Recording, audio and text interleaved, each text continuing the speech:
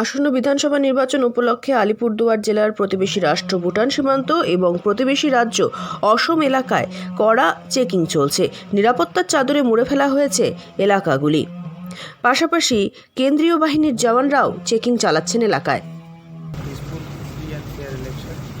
সবাইকে ভালোভাবে ব্রিফ করা হয়েছে। 6টা যে point election commission of India দিয়েছিল ওটাও ব্রিফ করা হয়েছে। ওই সাথে আমরা আজকে সাহেব নিজে সুপারভিশন করতে এসেছেন ইন্টার স্টেট নাকা পয়েন্ট এখানে পাপড়িগুড়িতে।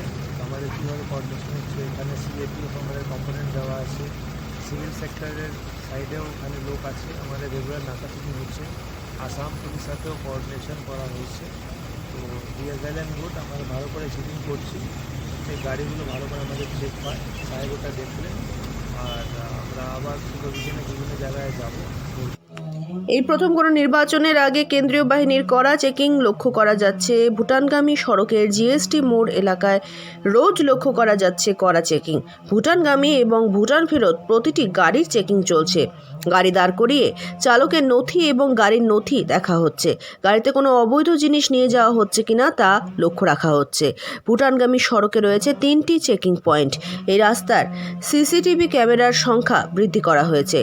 দুষ্কৃতী এবং অযাচিত পণ্য রুখতে প্রস্তুত রয়েছেন সকলে।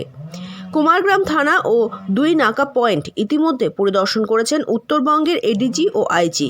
কুমারগ্রাম এলাকাতেও রয়েছে ভুটান সীমান্ত, পাশাপাশি বারোবিশা এলাকায় রয়েছে অসম সীমান্ত। অসম বাংলা সীমানায় রয়েছে পাকড়িগুড়ি নাকা পয়েন্ট। কোচবিহার ও আলিপুরদুয়ার জেলার সীমানায় অবস্থিত কামাখাগুড়ির দেবেনবাবুর চৌপথির নাকা পয়েন্ট।